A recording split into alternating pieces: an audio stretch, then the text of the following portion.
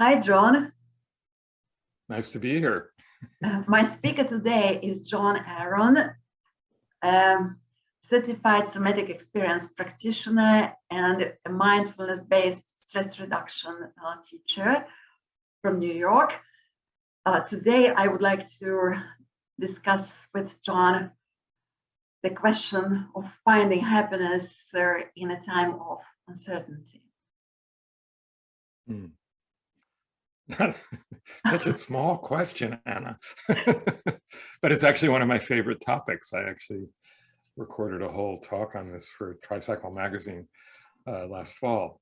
It was actually finding joy in uncertainty. I think what's interesting is that we look at different levels of uncertainty, right? I mean, uncertainty is always here. It's generally, it never goes away. We don't know what's going to happen in the next moment. We think we do, but we really don't. And I don't know, just as an example, I do a podcast with a friend, just started this podcast, and he wrote me on Sunday saying that he and his wife had just been awakened by a smoke alarm, and his whole studio was burned down. The house was, the fire was bad enough that the smoke damage in the house makes it uninhabitable. And they had only redone this house 4 or 5 years ago.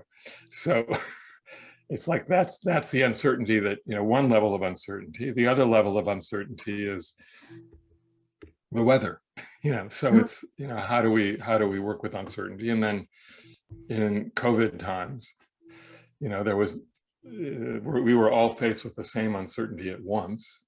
Then there's the uncertainty of climate change. There's the uncertainty of what Vladimir Putin is going to do. All of this is just always present, right? And so how do we hold that? And this is, to me, what practice is all about, what meditation, what mindfulness is all about, certainly what the Buddhist Dharma is all about, and really what life is all about. And, so it's an important topic. And there's also, I think, I don't know in Hungarian or other Slavic languages, the difference, if there's considered to be a difference between joy and happiness. Yes. In Hungarian, there is a word öröm and boldogság, different words. And how is it interpreted differently, if it is? It is. I think it is interpreted similar to the way you interpret it in English, joy and happiness. Yeah. Which would be what? How do you? I think happiness would be more general, and joy is just like more maybe specific. Now, just like you can say, of course. Now I experience both. Or sometimes you can say just I experience only or something just like joy and not maybe happiness. So so it's interesting because even in I sort of see happiness as more emotional and joy is more embodied. Right. So joy is more of something that's felt and really kind of. There's a feeling of uplift and freedom. Happiness is, to me, more emotional. But that's, it's like we can get caught up in words, but even in the Buddha's teaching, there's a difference. There's the word piti, which is joy, and it's very physical. And sukha, which is basically the opposite of suffering. So there's that. So it's anyway, so when I like to talk about finding joy in uncertainty as well as happiness. I mean, it's sort of happiness comes along for the ride in a sense for me. And of course we can then get really bogged down in linguistics. So let's not do that. Let's just, for now we can use them interchangeably, okay? Yes. But it's an interesting place to look just in one's own experience, the difference between emotional happiness and embodied joy, which is a real sort of physical feeling. So, yeah. And when I talk about it, I actually like to, and this is, what we were talking about even before we came online here, is I started recording, is this idea of, well, in terms of meditation, for instance, most people, when they start a meditation practice, there may be an initial feeling of calm. There may be an initial feeling of just stopping, and that may last for a few minutes, right? And then something comes up, like the habitual mind, which just, we get caught up in and start thinking about, and then there's physical pain, and we get caught up in that. That can all happen within the first 15 minutes of a meditation, right? The point is, we don't know what's going to happen even when we sit in meditation, right? So we can use meditation as a practice of finding joy in that uncertainty, because we sit, we think we know what's going to happen, but we really have no idea. No. Right? We don't know what thoughts are going to come up. We don't know what the physical situation will be. We don't know any of that. So it's like, oh, in each moment, we have the opportunity to say, well, here's an opportunity to be curious about what's happening. And so a lot of the joy can come from curiosity. And what's interesting is that the Buddhist factors of awakening, the first factor is mindfulness. The second factor is investigation or curiosity, which then leads to energy, which then leads to joy. Right? So in that first 4 factors of awakening, you have this opportunity to have no idea what's going to happen, be curious about what's happening, find energy in that, and then experience joy in that moment. And if we just turn that around and take it out of meditation and take it into little aspects of our lives, how does that change the way we respond to uncertainty? How does that change turn uncertainty from an opportunity to be either fearful or anxious into an opportunity to be, yeah, I have no idea what's going to happen. I'm just going to be surprised, We used to like surprises, right? I prefer the surprise. So, but our habit of mind is, or many habits of mind, I should say, and certainly was mine for a long time. It's like, I don't know what's, I need to know what's going to happen. I need to be in control, right? And so it's like we get into a place of thinking that we are always in control, when in fact we never have any control, right? And that, of course, then creates fear on another level, because, well, if I don't have control, who does? Right? And that could be a question that can lead into all sorts of other questions, of course. So yeah, so it's control, fear, not knowing, shifting from anxiousness to the not knowing to delight in the not knowing. That's the shift, right? And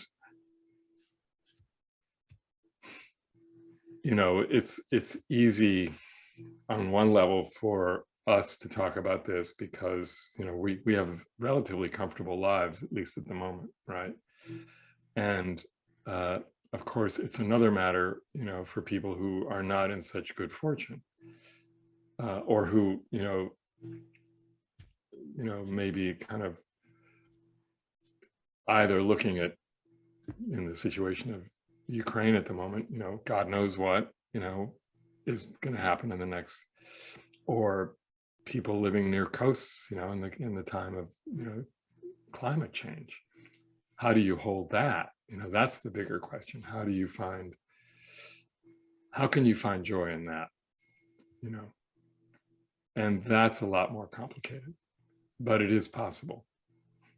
And for example, yes, well, when this pandemic started, I realized that for me, that was just like the worst, the lack of control. Yeah. Just like I had a number of plane tickets. I was supposed to fly to Italy, to Russia, to a number of other things. Okay, no, some people were supposed to visit me. No, immediately, just like the previous week, I was teaching in my university. 3 days later, we were told that all the classes would be online. So a lot of things like this. And when after a couple of days, these things happened, I told myself, okay, I cannot control what is happening outside. So I cannot control where my classes will be, if I can travel anywhere and so on, but I would like to control at least something, and let me try to control my mind. Maybe this is, maybe it sounds very foolish for you if I say about this decision. So I just thought that I would like to control my habits, and I would like at least to just like, can I jump every day 100 times? Can I do exercise at home, even if I'm not allowed to go outside? Can I have cold shower? Can I call my friends and so on? So this was some of the things which I started doing. But of course, meanwhile, there were a lot of questions, just like, and what would happen next? And I'm the person who is very rarely anxious. So I, as my friends and relatives say, that I'm one of the most positive people. But I know. My students 2 years ago just told me how depressed they were, how anxious they were. So a lot of people, this is what we know. So what to do here? Should we just treat this life that's always changes? It's like we should start liking changes. Is this what we should do? And in this case, if we start liking changes, we just stop controlling them, because we cannot control changes. Liking change may be the wrong word, but recognizing that it's the nature of life, right? It's just accepting change. And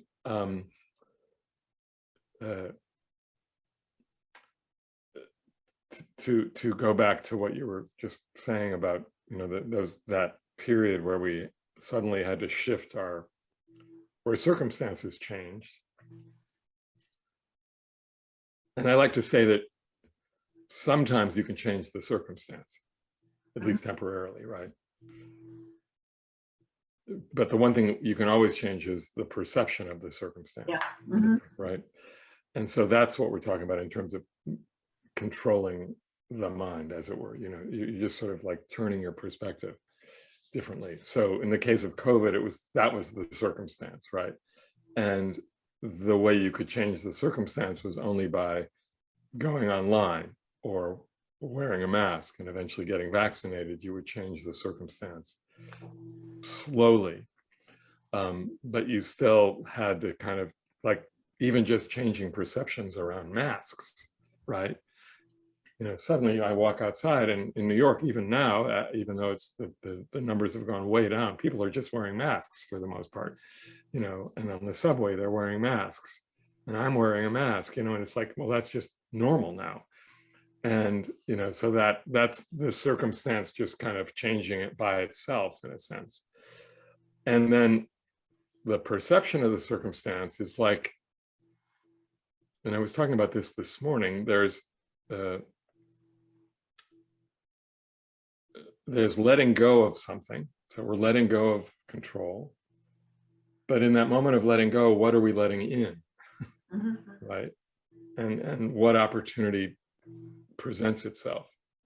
So as you said, you take in new positive habits, like jumping 1,000 times a day or whatever, calling friends, and having parties. So I frequently have parties online.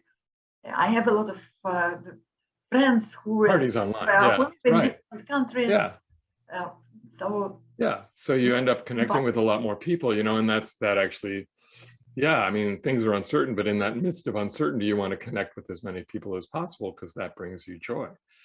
Yeah. And, you know, when it comes to the very truths of life, right? The truth that, you know, at some point, well, the truth that we're going to grow old, that's a truth, right? The truth that we're going to die, that's a truth. The truth that those who are dear to us are also going to die at some point, either before or after, right? So these things are certain, right?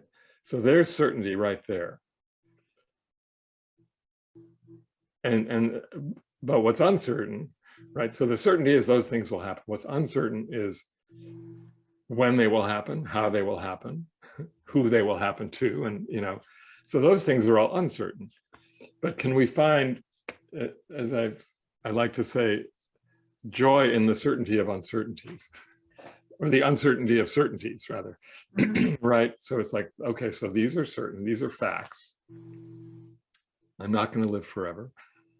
And I don't know when I'm going to die. That's the uncertainty. My friends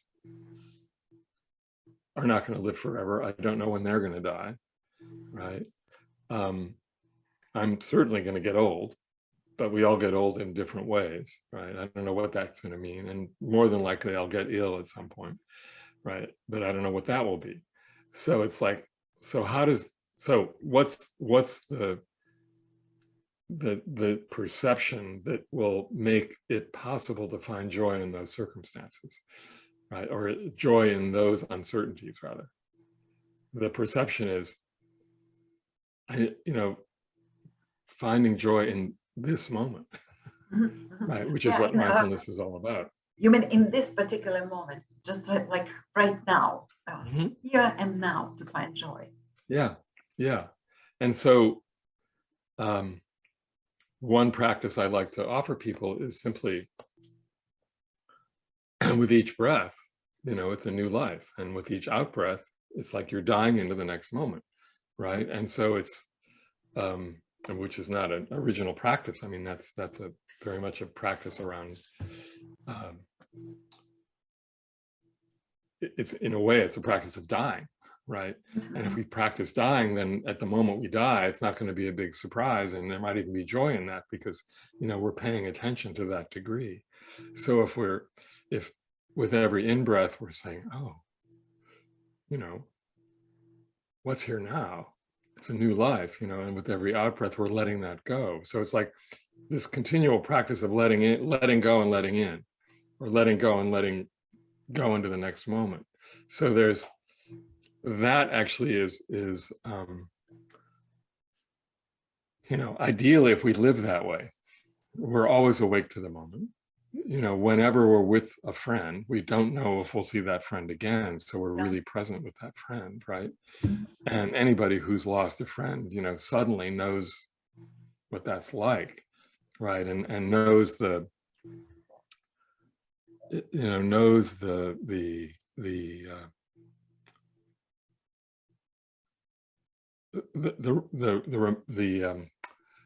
thoughts that come up. It's like, I wish, I should have told that person I loved them when I last saw them, and we forget that because we don't remember that it could be the last time for either of us, right? And so if you're that present with every moment, then every moment brings joy. And so when it comes to existential uncertainties, like the climate crisis, or like the inevitability of war, or whatever it is, right?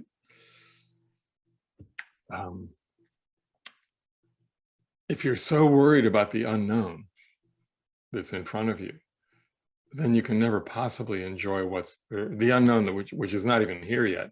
Then you can't possibly find joy in this moment because your mind is totally out of this moment. So, this is where mindfulness practice is so key. It's like, oh, yeah, I really don't know what's going to happen in the next moment. I would like to make it, better, of course. And no one's saying not to do whatever you can to make it better. But right now, this is what's here. And can I be fully with what's here in front of me?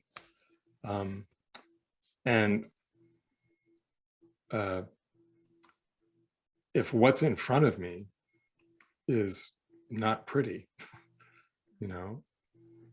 how do I find joy in that, right? If what's in front of me is not pretty, how do I find joy in that? Well,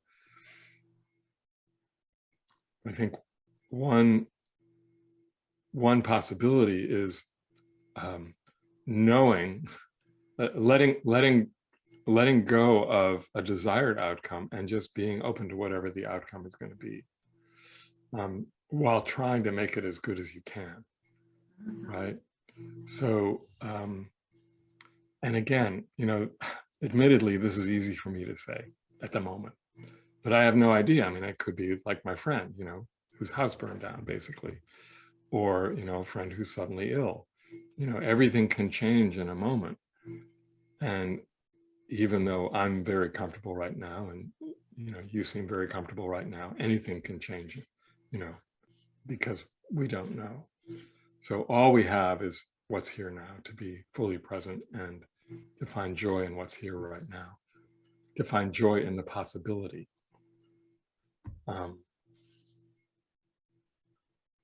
Now,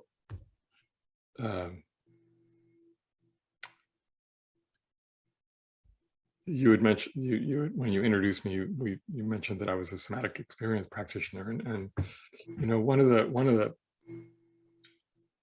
practices. So SE is somatic experiencing, is a trauma therapy.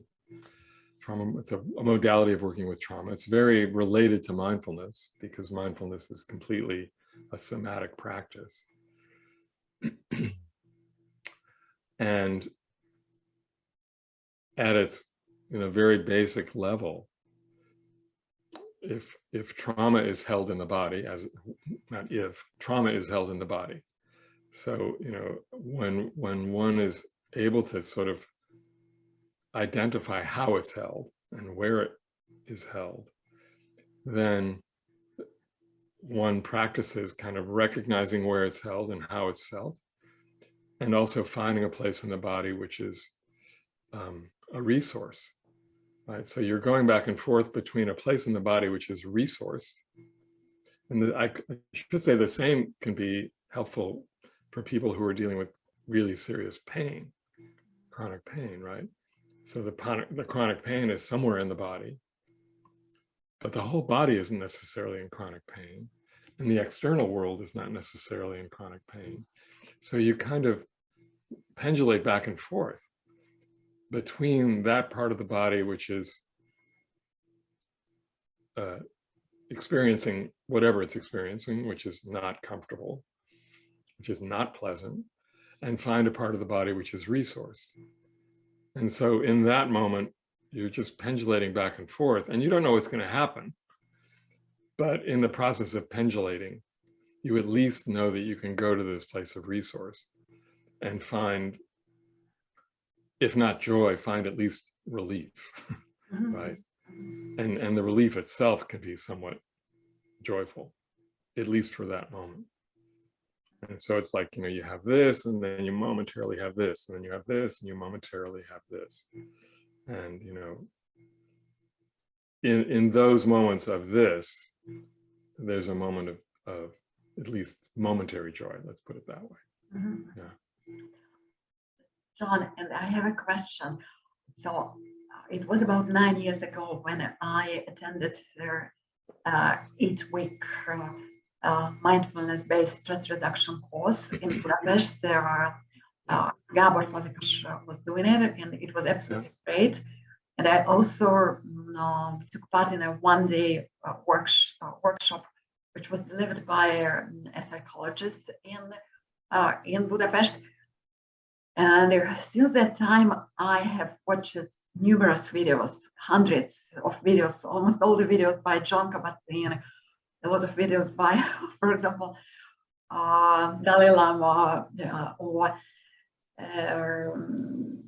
some psychologists, Harvard, Richard Davidson, and they could continue. And at first, I thought that I would do this meditation until the end of my life. And I was doing it for maybe 1 year. And afterwards, I just became lazy. And I thought that, okay, maybe I do it when I wait for a bus, or maybe I do it before I eat something, or maybe I do it when I brush my teeth, or when I have a shower, and so on. So I do it actually very frequently, but it is not a formal meditation. So just like many times a day, I'm mindful. So that's for sure. And the vast majority of time, I would say that I experience this flow. So I write, just like here you can see a number of books which I have written, and you cannot write them if you're not mindful. So, and my question is, because once in a while I ask myself, I should start doing mindfulness again. I should do formal meditation. And for example, today I have done 3 meditations. So, and maybe for the last 2 weeks as well, a couple of meditations per day when I was preparing for the interview with you. But once in a while, it just goes away. And what would you recommend to those who are listening to us? So, how much should they meditate? And especially people, you know, about 10 years ago, I just couldn't even imagine to meditate. I just thought that only lazy people meditate. So I'm a person, I'm a doer. I want to write a book. I want to write a PhD. I want to do this and that. So no place for meditation. And what about people who do not practice meditation yet, but who are thinking of doing mindfulness? Because I really think mindfulness is just absolutely great. Right. So I don't see mindfulness as something you do. Right? Or mindfulness is not something you do, right? It's mindfulness is an innate quality that we all have. And mindfulness is not meditation, right? Meditation helps cultivate this thing that we already have. Meditation strengthens our mindfulness. But really, you know, so we have this innate quality of mindfulness. We were born with it. And then we spend most of our lives putting up obstructions, right? You know, life gets in the way, let's just say. Obviously, you know, there are some things that where we are, you know, where we know we are mindful, you know, whether it's writing or playing a musical instrument or, you know, listening to clients, right? That those are areas in our lives where we know that can happen. And it's one thing to have cultivated mindfulness for just being present in life, and that's really important. And you know, a few minutes a day obviously can help support that. I think what happens in formal meditation practice, and there are many types of meditation practice,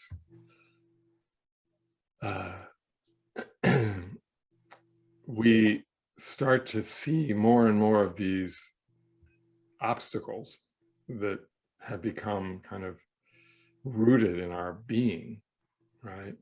And we start to see that as we clarify what those are, they can be uprooted. So that's one thing that can happen in formal practices, that we start to see much more clearly our habits of mind, because there's nothing else coming in, presumably. I mean, obviously there are distractions, external distractions, which can happen. But if we're really fully present to our moment-to-moment somatic as well as emotional experience, to the continuing changing patterns of our mind and how we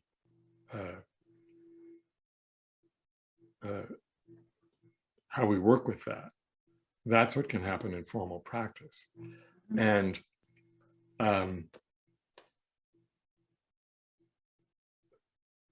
we also start to see more clearly the continual changing nature of the landscape, the internal landscape, right?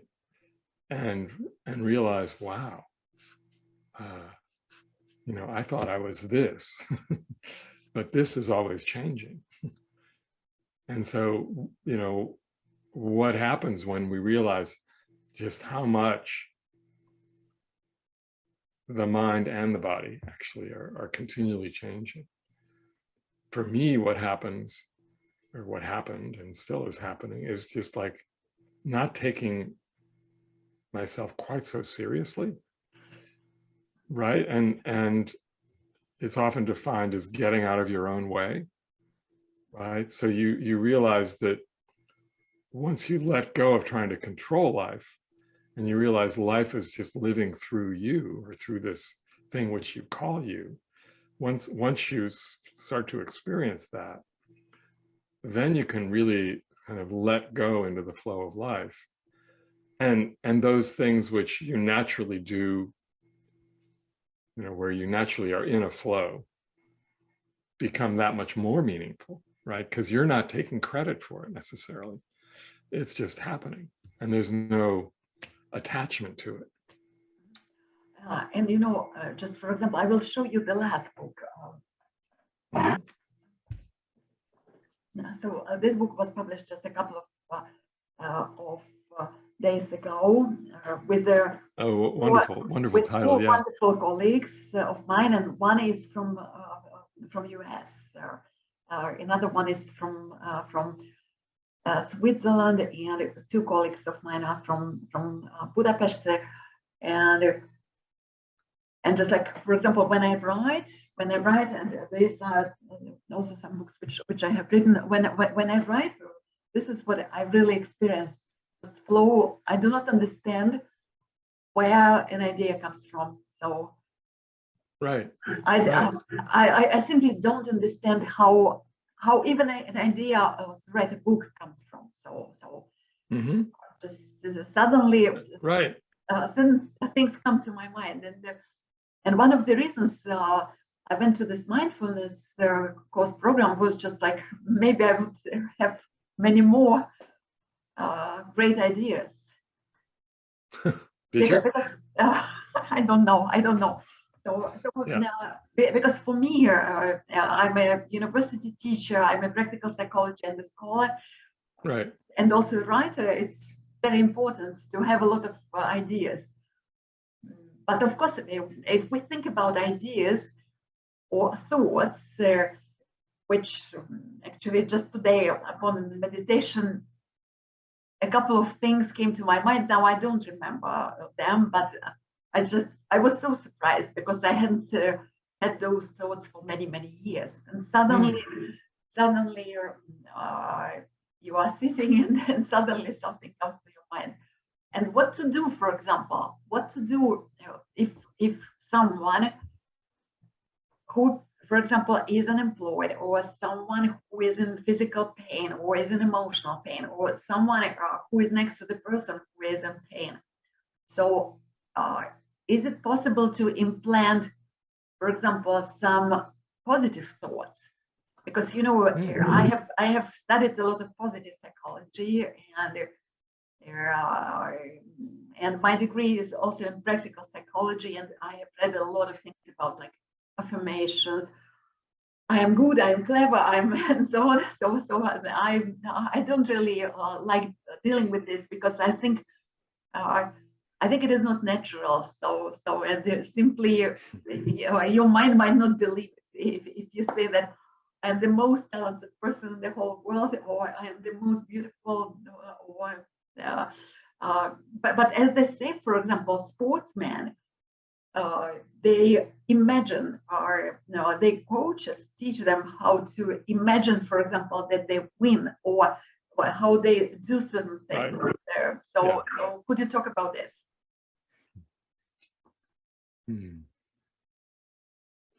Yeah. I think that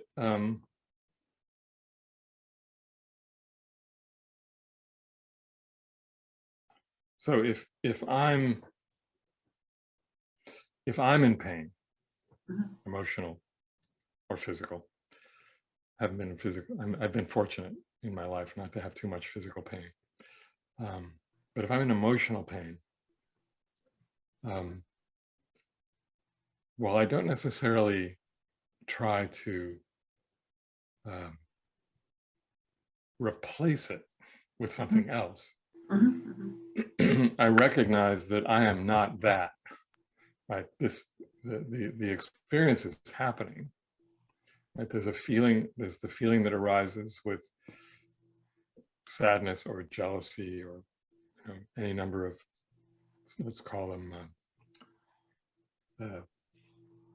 afflictive emotions, right? And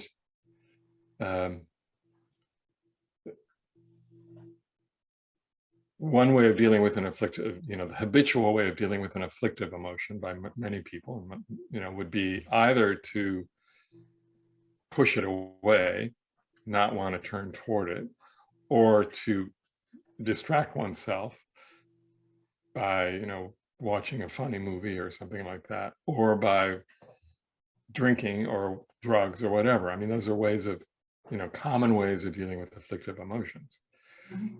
Another way of dealing with an afflictive emotion, perhaps a more helpful way of dealing with it, is recognizing that it's there and really caring for it. Yeah, this is hard. This hurts. This is, and and then maybe investigating it a bit in terms of, well, how is it? What else is going on? How is it experienced in the body, or how is, what are the other thoughts that are coming up around it, and how am I how strongly am I identifying with the person who's actually having this experience, right? And as a psychologist, I'm sure you know that, right, emotions don't actually last that long unless we keep feeding them, right? So if we come right to the somatic response to the emotion and actually be real curious about what we're feeling physically, then we get out of the thought train that's feeding that emotion. And we have the potential of letting that emotion release, at least momentarily. But I think that, what so often happens with the habitual mind is that it's more like, oh God, I'm always like this. Why do I always get like this? This is never going to end. Why do I keep doing this? All of that stuff, And so I encourage people to not ask the why questions, but ask the what and the how and the where questions, in terms of inquiry, because the moment you ask why, you just get stuck right in the old, right? So it's also, I was talking this morning about letting go, and I was reading another teacher's article on this, and it's like, it's not that you want to let go of the past, but you want to let go of the clinging to the past, right? Like, because you can learn something from the past. So if I'm dealing with an emotional pain and I look to the immediate past, right? Well, okay, so where is the habit there that I can let go of, right? What can be let go of versus why am I always doing this? Right? So what do I let go of? What's the behavioral pattern, and this is important, and I often will, when I find myself kind of so strongly identified with being a particular way in any particular moment, I need to remind myself or be reminded by a friend. It's like, well, there's much more to you than that, right? It's like, you're not this jealous person, or you're not this, angry person, or you're not this, you name your favorite emotion, you're not that person. There's much more than that. And so opening up is really important, like opening up to the whole experience that's happening. And that goes beyond this body. It also goes to, the space you're in, and the space beyond that space, and this actually comes back to joy and happiness, because we never know the whole picture, right? And so when it comes to, particularly to climate change, or maybe other more sort of imminent crises, we don't have an idea of what is being done by the at large. We just have our narrow focus of what's here. Like, so when we open up to what else is happening, or at least the knowledge that other things are happening that I don't know about, that opens up the mind to other possibilities, I would say. But the real problem is that we cling to a particular feeling, right? And we're making contact with that feeling. And the moment you make contact with a feeling, you're stuck.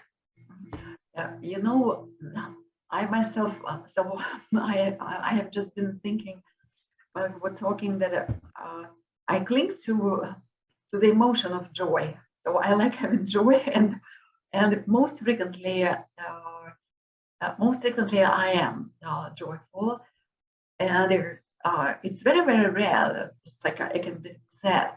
And a couple of weeks ago, suddenly I woke up and I felt some sadness, and immediately I was trying. I thought that I should tell myself, "Why are you sad?"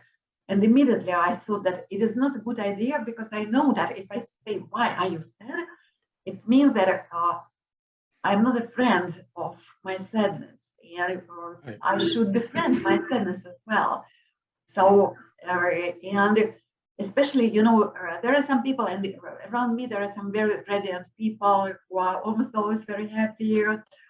One of my friends, she's over 80 years old. She lives in Italy. So she's one of the most optimistic people I have ever seen in my life. So, and I was thinking of the fact that I myself, I don't like allowing myself not to be joyful. And it's also clinging, isn't it? Because some people cling to misery, some people cling to for example, to pain, to jealousy, to envy, and so on. But in fact, it's the same. It's the same. So you're right, and I think that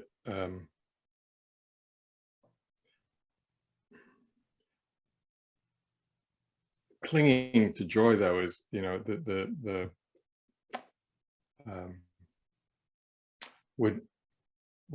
would manifest, I think, as always finding something to keep you joyful, right?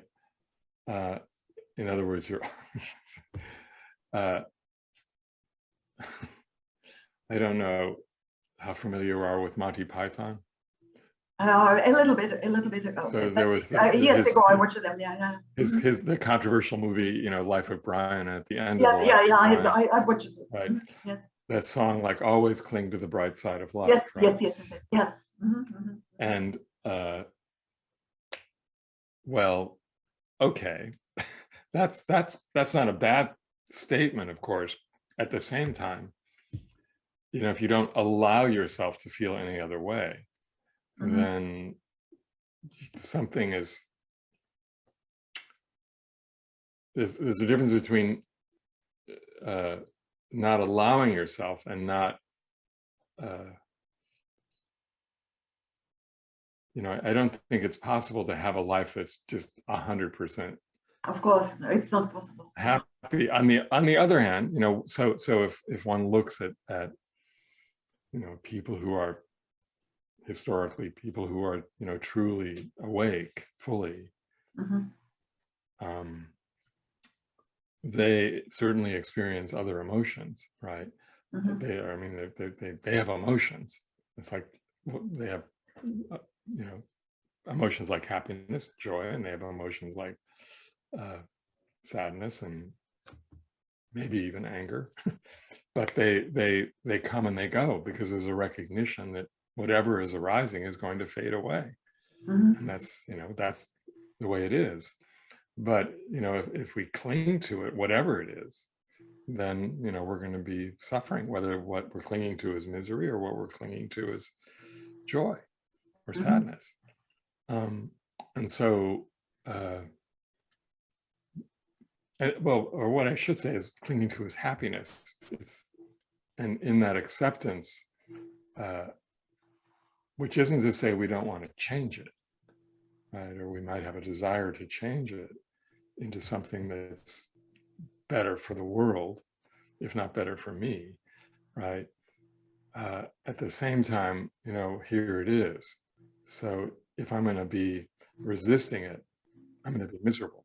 But if I'm going to accept it as it is right now, I can at least respond accordingly, from a place that's not filled with aversion.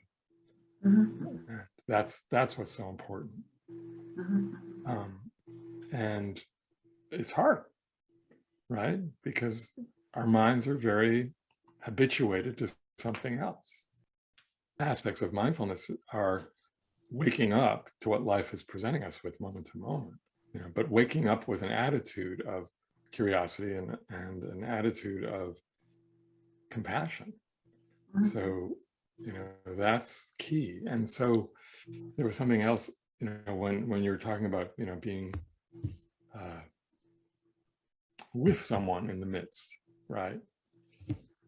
And I have to admit, I can fall into this trap at times, especially with the person I'm closest to, is like not wanting to see the person sad, right? So you want to like make it better. Yes. Which is not what's needed at that moment, right? What's needed is, being with that person's sadness, the same way you would be with that person's joy. And it's like, oh, yeah. But we, I guess it's part of human nature to want to fix it, especially if something seems negative.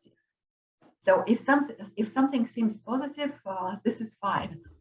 Right. But if something is just like negative, like or anger, for example, so not too many people want to be next to the angry person. Right. And so it's like, oh wow, how's it feel to be so angry? It's like I understand your anger, or I just, you can also see how somebody feeds the anger, and you can bring that in. So it's finding a balance, I think. But so it's whether it's your anger or somebody else's anger, it's like, yeah, this is anger. It's hard to be angry. It doesn't feel good. Although actually for some people it feels really good, right? At least momentarily, right? That self-righteous anger can feel very good. Yeah, so there's two different things. One is if, you're being confronted with anger. That's very different than being with somebody who's angry, right? Or who's, like if a friend, if you're with a friend or a partner who gets really angry about something, and sustains that anger, right? I think one has to just be with that from a place of compassion.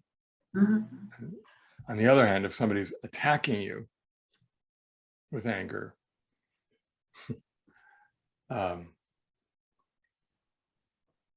one option is to just get out of the way.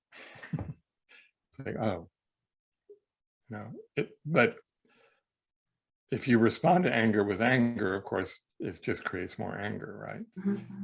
If you respond to anger with authentic compassion, then that anger can get transformed very quickly. It's also hard to do that. Yeah, this is what I couldn't do with my last boyfriend. I simply left because sometimes he exploded in anger, and it was not against me, but it was against many other things, and simply I couldn't feel I couldn't feel compassion somehow. I felt very frequently being attacked, and it was just terrible. It was just terrible. I was blocked. For me, it's very hard to experience anger. Yeah. I didn't attack back. I just left, but afterwards, so just have some terrible. And so it's not to say that you should, you know, if that's happening, obviously that that's one of the examples where you can change the circumstances by leaving, right? At the same time, you step back, but you can also, and I'm not saying this is easy, but one can have compassion for the person who's constantly stuck in his or her anger, right? And, you know, because of course that's a result of delusion and confusion. So you have compassion for that, but get out of the way as well. You know, Yes. And actually, I had this compassion, but my idea was that if there is something like this, I should ask for help. So I mean, this is what I have been trained to do, or this is what my parents taught me to do. If, for example, something doesn't function well, in this case, I look for the help of a psychologist or a coach and so on. And in this case, that was the reason why it was very hard for me to feel compassion at those moments, because I just felt that there are some. You were stuck in You were stuck in your own cycle. Yes. And so getting support is essential. I mean, and John, and can you say why, for example, some people are stuck in anger, and whatever happens, they can, or for example, there will be some kind of trigger which might always trigger anger. And some people, whatever happens, they are almost always happy. So why? My first question is why is it so? Because I know some people who are almost always happy, really. So, and I know some people who are almost always angry. They always find something to feel angry about, or they always feel something to be offended or whatever else. And how can we somehow change our brain? How we can change ourselves so that we live better life? Because I think that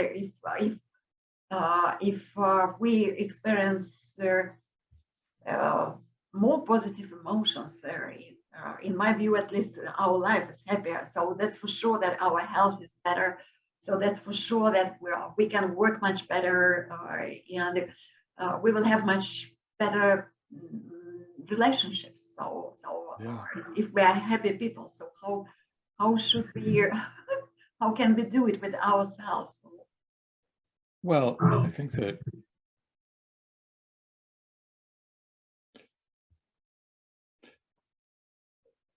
if somebody only responds to a situation from anger, I mean, you know, that could be the result of so many different things, right? And that sort of goes into the psychological level. I mean, it could be trauma, it could be, you know, whatever, you know, their own upbringing, right?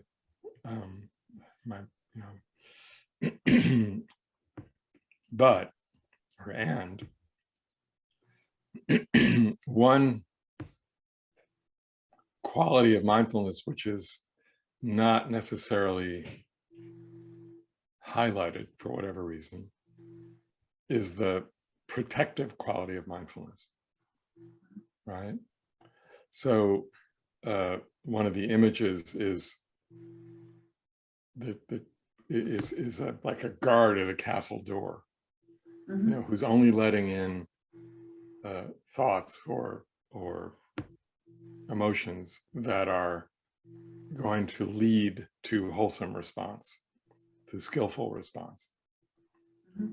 So, you know, as like if somebody comes to an MBSR class and one of their conditions is that they're short-tempered, Mm-hmm. right?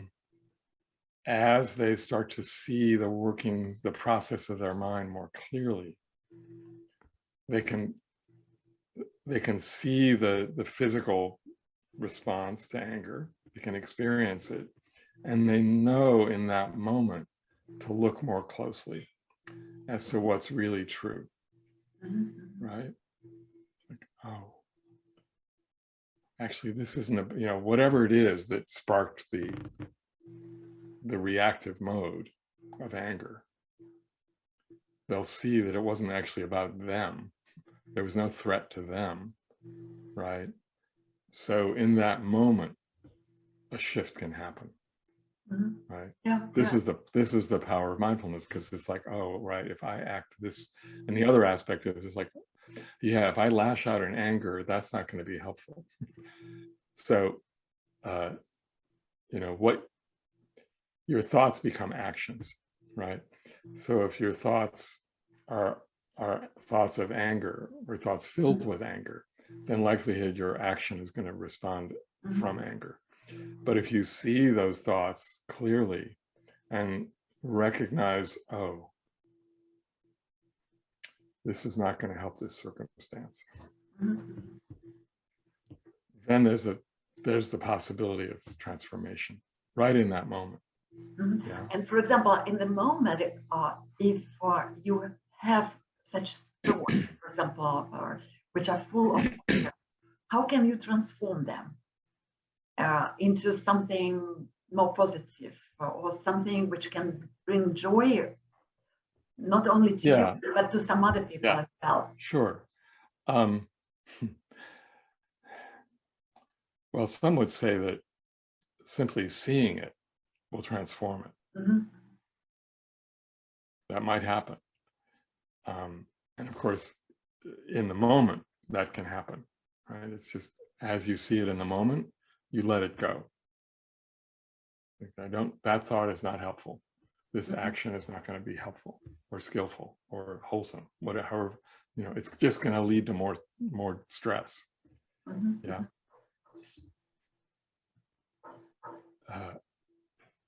And if it's being angry at yourself or being angry at another or being angry at a circumstance, you know, one antidote to that is loving kindness and compassion. Mm-hmm. But that's a big leap for a lot of people, right? So, you know, the first leap is just not reacting, Mm-hmm. you know, and then the second leap is like, oh yeah, you know, that didn't feel good, and it probably didn't feel good for the other person. So let me, you know, offer something else. Either, you know, just opening the heart to the circumstance or to the other, or countering an unskillful action with a skillful action, right? I mean, there's so many, you know, it really depends on so many whatever the causes and condition that resulted in this experience. But I think that the power of mindfulness is to see it clearly before you actually act. Actually, I have tried. It's very, very rare when I feel angry. But when I was with my last boyfriend, if he exploded in anger, I sometimes afterwards I felt extremely angry, and that was the moment. So I tried this loving kindness meditation a lot of time, and it helped. So it helped me not to feel angry, but Help him. yeah, but it didn't help him not to feel anger again and again, and not to behave gotten to this. John, and can you tell me, what about your habits of mind since the pandemic started? Have you changed anything in order to be, because I mean, I think that mindfulness was extremely great before the pandemic started, but I think nowadays those who are not familiar with mindfulness should be familiar. So I think people who are mindfulness teachers, so they are in fantastic situation. Yeah, that's true.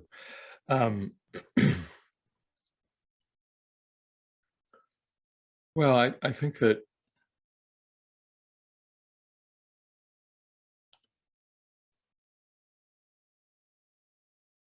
the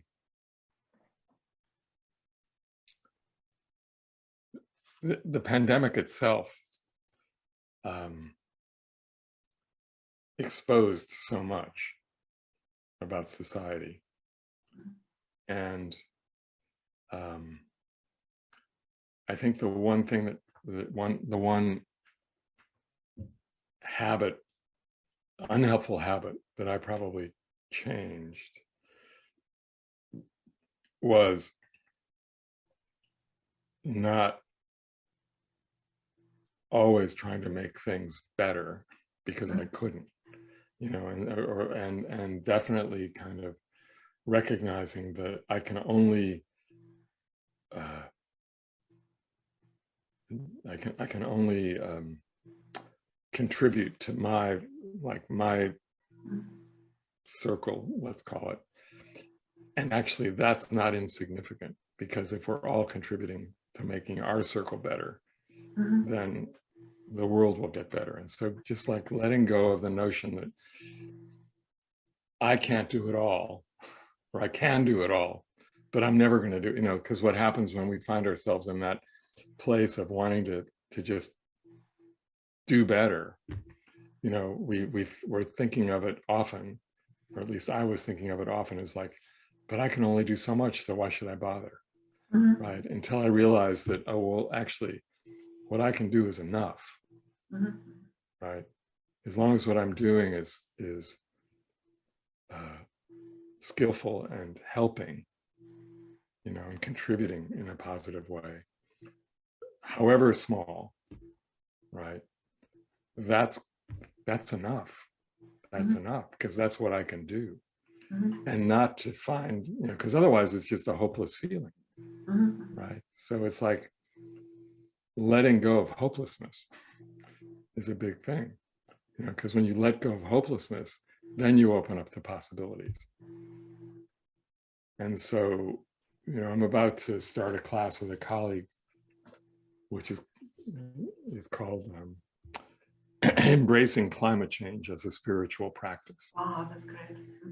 Right. So it's basically treating a crisis as an opportunity. And of course, you know, when it comes to something like climate change, it's like you want to do everything possible to make it go away, right?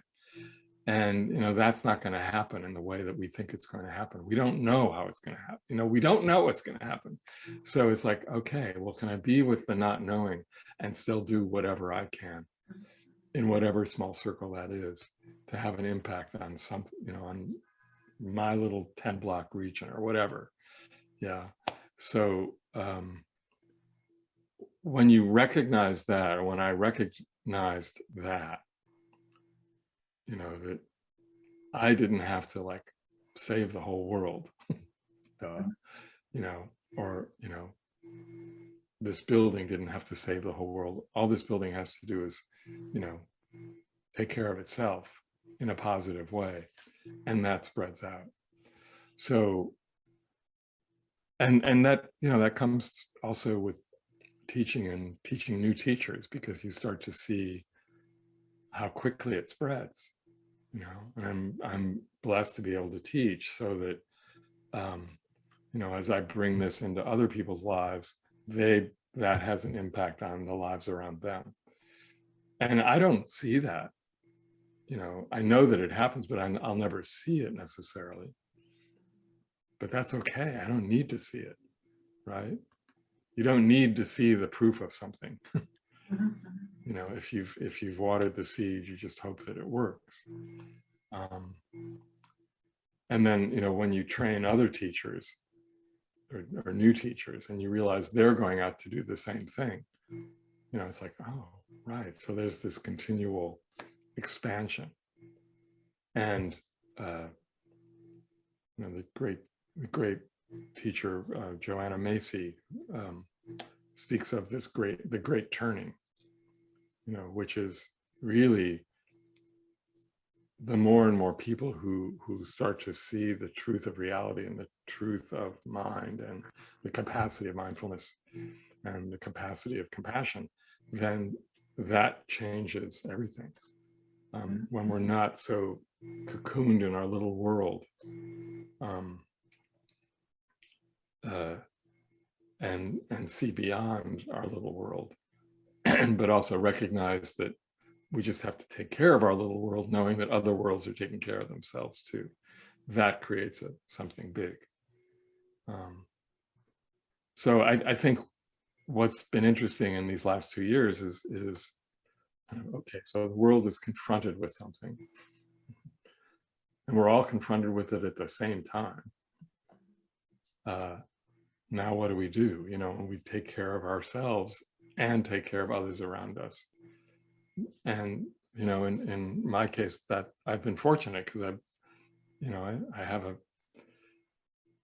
a morning group that we started like the week we went into quarantine, and it's still going. And now it doesn't have anything to do with COVID, really.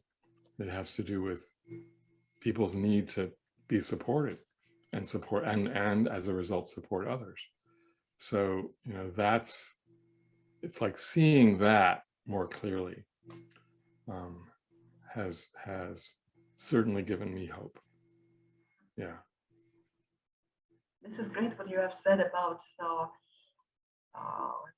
circles. That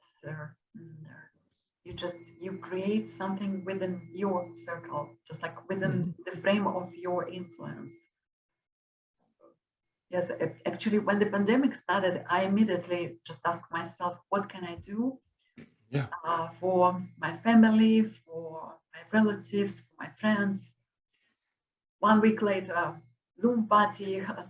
The vast majority of my friends were not even familiar with this platform, Zoom.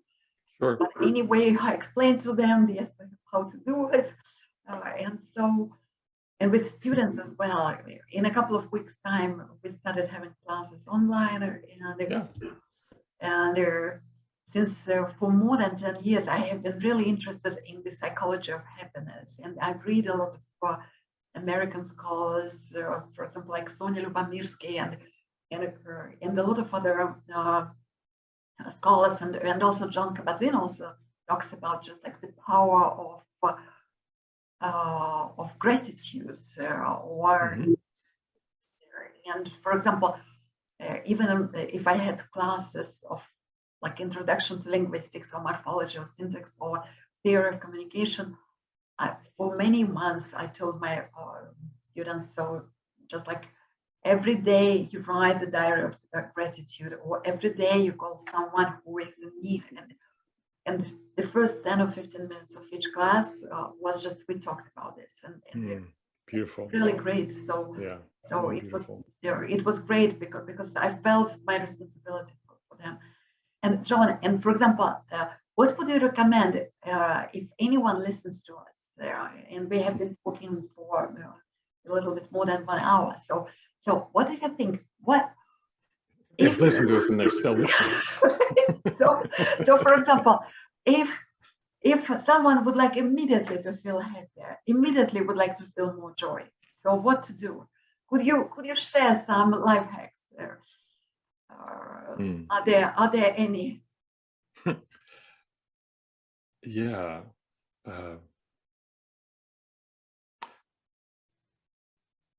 I would say find something in your immediate zone, whether it's inside or outside, that you hadn't seen before, and really experience it, you know, through whatever sense makes sense. So whether it's the seeing it of it or the touching it, you know, fully experiencing it, letting go of any preconceived notion of what it is, and just waking up to it and see what happens. You know, because so often we go through life without seeing what's right in front of us. You know, and so we're waking up to what's here now. And it may just be, you know, a dust ball on the floor, you know, but try that, see what happens. Yeah. And then clean up the dust ball, but and see what joy you find there, you know. So it's, you know, but it is kind of interesting. I mean, even as, you know, I look around the space that I'm in, you know, I see things that I know are here, but I haven't really looked at recently, you know, and so it's like, oh, yeah, where did that come from? You know, and that kind of curiosity and openness to what's right in front of us, you know, can bring some immediate joy. So, and now you are talking about this attitude of mindfulness, which is called the beginner's mind. Am I right? Well, yeah, just yeah. I mean, it's again, we can get caught up in words. It's just, in a sense, yes, beginner's mind is letting go of preconceived notions of what something is and what it should be, and just being with what the immediate experience is. And so as we're talking, I'm just looking at a couple of rocks that are sitting on a windowsill, and you know, I hadn't looked at them for a while, and so the initial phrase was, "That's really interesting, all the little holes in that rock." And you know, so there was a kind of beauty and delight in that. And then what happened was, then I remembered where the rock came from, which I believe was from a trip to Hawaii in Volcano National Park, and it's sort of you know, so it's lava. And that, you know, that brought up another bit of joy, right? Because it was just like momentary recollection of a lovely experience. So, you know, first it starts with the not knowing or the reintroduction, let's say, you know, to something, and then in a moment later, you can sort of watch the reminiscence or the recollection, you know, occurring, which is also positive. Now, yeah, I mean, so you can call it beginner's mind. Sure. Yeah. You know, I just would like to show to you. I painted this votive years and years ago, and there is a small candle here. Yeah. And now in Budapest it's 6:30 in the evening. So, and most frequently in the evenings, so I have it, and especially when I record interviews, and I look, for example, now I'm looking at you, but somehow there is also some kind of fire over there, Sure. And it is always different. So and I think it's also like contributes to one's happiness. Yeah, I'm sure it does. So something very different. John, and another question I would like to ask you: what they talk about now is that resilience. That, for example, in the time of uncertainty, and especially at the time of coronavirus, so it would be good to strengthen our resilience. So could you explain what resilience is, and how do we know if we are resilient or not, and how to strengthen our resilience? Right. I mean, mindfulness itself is the key ingredient in cultivating resilience. Resilience to me is our ability to hold whatever is present.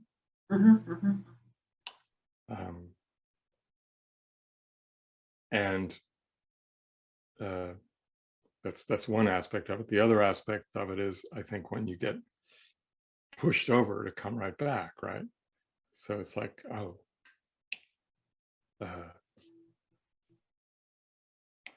well, it's like if somebody,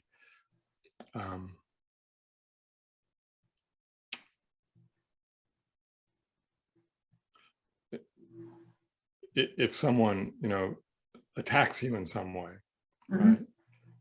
You can stay on the ground for a while and just suffer. But if you've been practicing and you realize that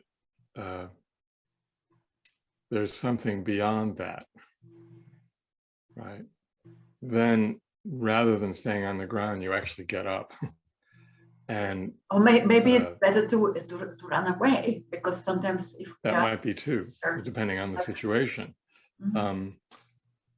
But what also needs to happen is a recognition that I don't have any idea what was going on right before this happened. To this, I don't know what was going on with that person. So it immediately kind of lets go. I immediately end up letting go of taking it quite so personally, which then gives me the ability to be with it and to come back quickly. Because if I took it personally, I'd be telling myself stories constantly about it, right? And so when you sort of say, well, actually, I don't know. I don't see the whole picture ever, right? So I can make certain assumptions perhaps, but I don't really know. So that's the uncertainty. So it's like, oh, yeah, I don't know. That was really harmful. That really hurt, but I don't really know what was going on before this happened in this person's, life. So at that moment, something shifts potentially, right? And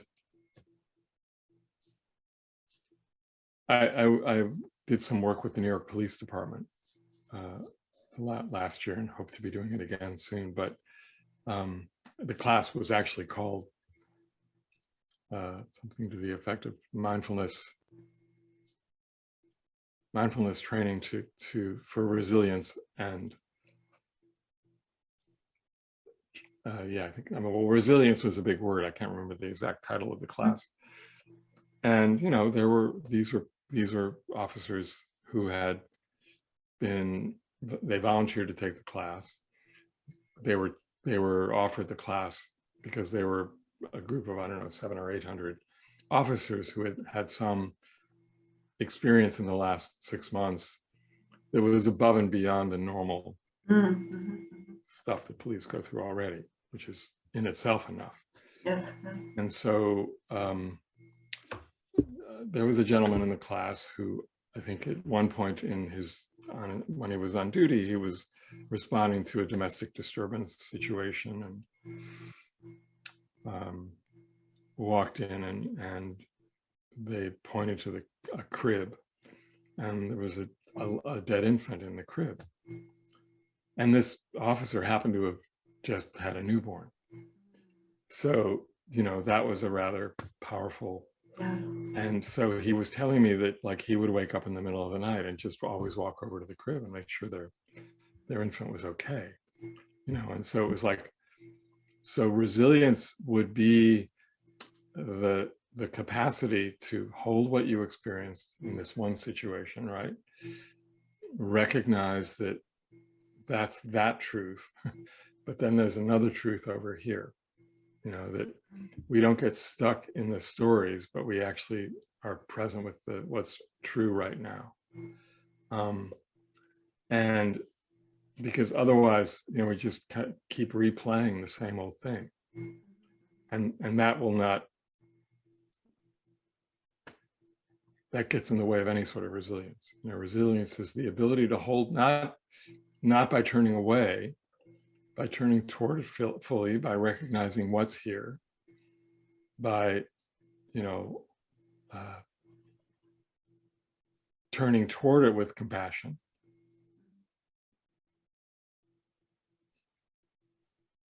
And then opening up to what's next, because, which isn't easy, when it's a trauma situation like that, but it's possible. It's possible. And so, and I think the other thing that can contribute to resilience, of course, is peer support, which we talked about earlier, or professional support, obviously. But, being with others. And that's the one thing about COVID is that, everybody's, again, it's, we're all supporting each other in a sense through this. Then again, if the conditions are overwhelming, like they were in the nursing field, I don't know how bad it is there, but here it's really bad. I mean, a lot of nurses have quit, because they're putting up with too much and they're not getting what they need. And, that's a circumstance that they took upon themselves to change by just leaving. And now we suffer as a result, but they're finding, they need, otherwise they had no resilience at that point. Mm-hmm. So there's a lot that goes into, I think, there's a lot that goes into resilience, being well nourished, being well slept, and being, fully awake, at least when you need to be. Yeah. And if, you have mentioned this word compassion, not only now, but a few minutes ago as well. Yeah. So could you tell me a little bit how compassion can be also strengthened? Because a lot of people think that I feel empathy, or I show my empathy, or I feel compassion, what is going to become with me? And a lot of people, for example, who work with trauma, or a lot of people who are clinical psychologists, so for them, and what I have just said, that for some nurses maybe so it was too much for them. Yeah, so, I think a lot of people confuse empathy with compassion too. Yes, right? yes. So could you talk about the difference? Yeah. There's a wonderful image that I often use, which is a guy stubs his toe. Mm-hmm. Maybe you've seen this image. A guy stubs his toe, and so his friend comes up and he stubs his toe. Mm-hmm. Right? So he feels what the guy is feeling. Right? In other words, he's taking on the suffering of the other. Mm-hmm. The compassionate response would be going up to the guy who stubbed his toe and just putting your arm around it. Mm-hmm. Right? And so, as is the case with mindfulness, which I see personally as being, if mindfulness isn't infused with compassion, then it's just attention. That's a common phrase that's used.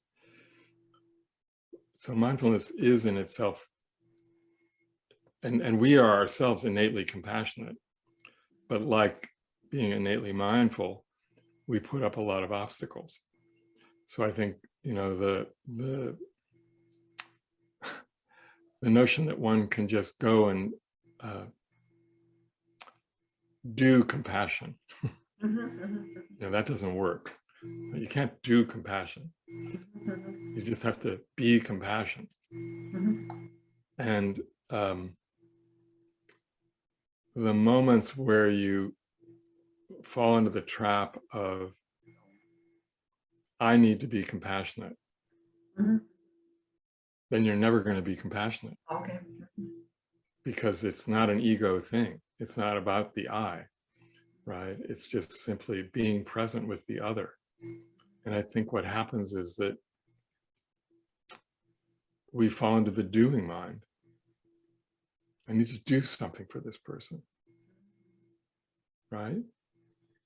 And a compassionate act is just to be with that person's suffering and to hold that person, through their suffering, but not to take it on. And that's why nurses burn out, because often, or it's one of the reasons, right? Because they will take it on as, in an empathetic way, which, it can often start that way, and that's okay. But then you have to let that go and move on. And if there's a wonderful, Matthew Ricard has done just amazing work on this, because you had mentioned Richie Davidson. I mean, and I know that he was doing work in Davidson's lab. I was a few days ago. I was watching a lot of his videos. Yeah, and he was talking about how he would get exhausted by viewing.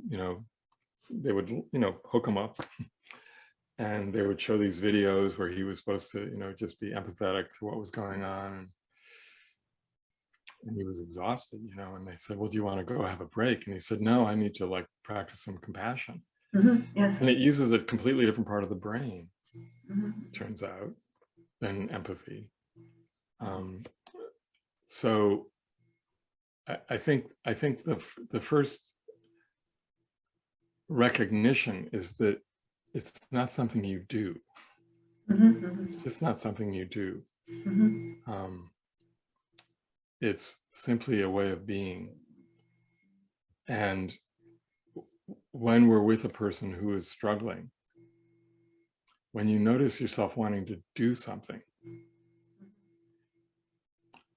what happens if you just shift and say to the person, this is really hard, isn't it? Or this is really terrible.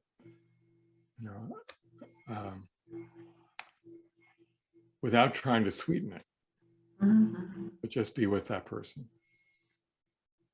And that's not easy either. But I think the moment you see yourself getting in the way and trying to fix it, then that's not going to work. Yes. I just remember a couple of times some people said that how they had talked to someone who had just lost their members of their families, and at the moment when they were saying something, very soon it will be better. Imagine just like you are crying, and someone has just left you, and so in 1 month's time it will be easier. So time is the great healer. Yeah. So it is just that doesn't work. No, it doesn't work. Yeah, that's I think we often talk in these qualities of the heart, right? We talk about near enemies and far enemies. The near enemy of compassion is pity, right? Because pity is actually kind of it's very egocentric. I pity you, you poor thing. Isn't it horrible that this happened, or whatever it is?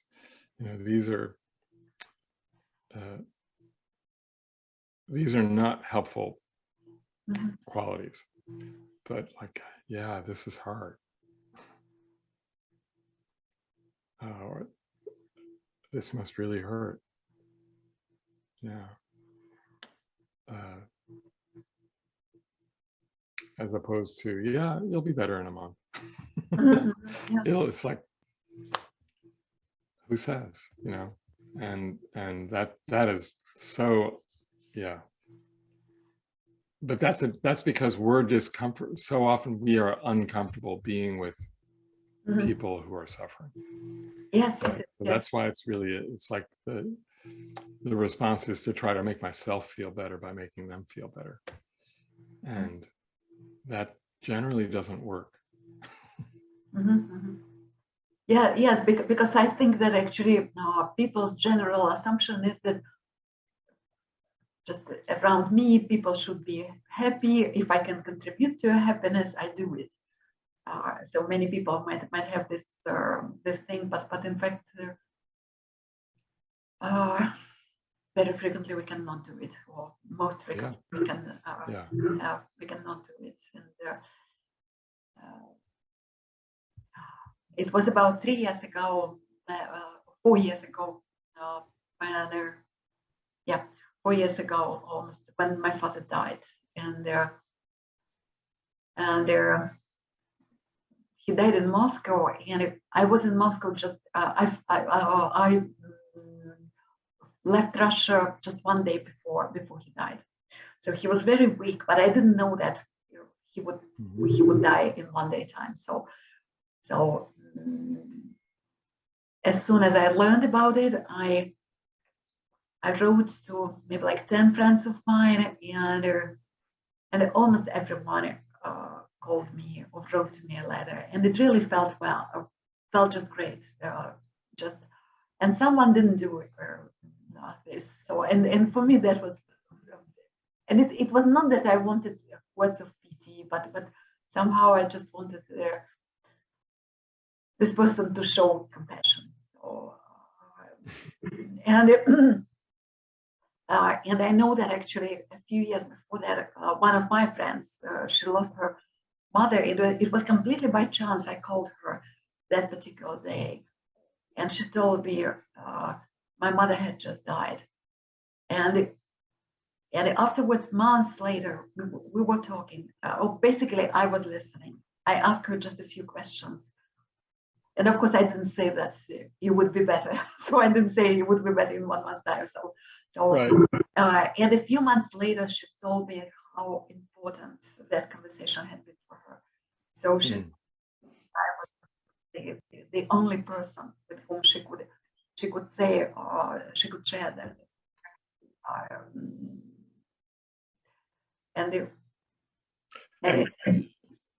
I'm assuming when you had that conversation, so you didn't think about what you were doing, you just did what you were doing. Yes, absolutely. That's the difference. That's the difference. Yes, and I forgot about myself. I forgot about because of course it's easier to talk to someone who is happy than to someone whose mother has just died. But anyway, I mean, that was just the moment when I wanted to do something. I wanted to be helpful for her. So just simply by listening, and right. And it was important. And sometimes this is the question, just like how to do this mindful listening. And just a few days ago, I've recorded an interview with your colleague, Helen, about mindful listening. Yes, Elaine, about mindful listening. So yeah, and I think we forget, or we don't realize the power of silence. That the silence, like if when we're with somebody who's really suffering, sometimes they just need the space to speak into. And that is really powerful. And that itself is an act of compassion, just providing that space. This is what Ellen also said. So she said I'm sure. in her interview. Yeah. Yes. Yeah. And I think it's very hard to give this act of compassion very frequently. Yeah, I mean, I think that it's a process of recognizing and learning, and again, mindfully recognizing what is going on that is obstructing it.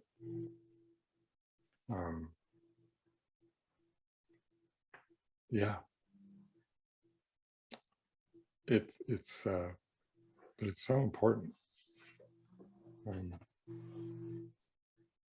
We have in our daily sitting group on Fridays, we do a sharing circle. Maybe 15 or 20 people hang around for it, and sometimes we just sit in silence. Sometimes, but from that silence, somebody may say something, and I'm always surprised at what's said.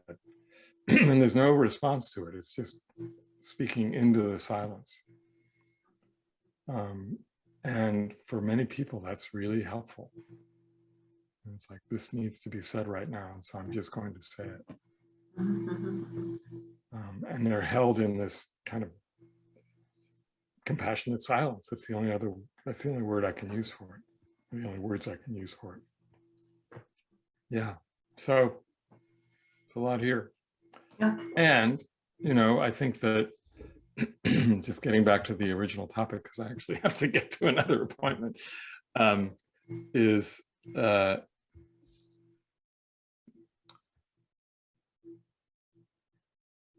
when we're talking about joy, you know, in uncertainty,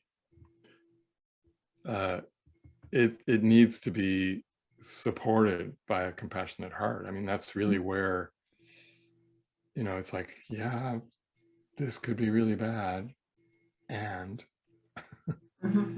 I don't know, you know. So it's like holding it all in this place of compassionate curiosity. That's the words I would use, you know. Turning toward whatever is happening with an open heart, and from that, joy can arise. So we should open our hearts. We should open our hearts. John, your last words there before we finish this interview. That was it. So that was it. Okay. Okay. Yes. Okay.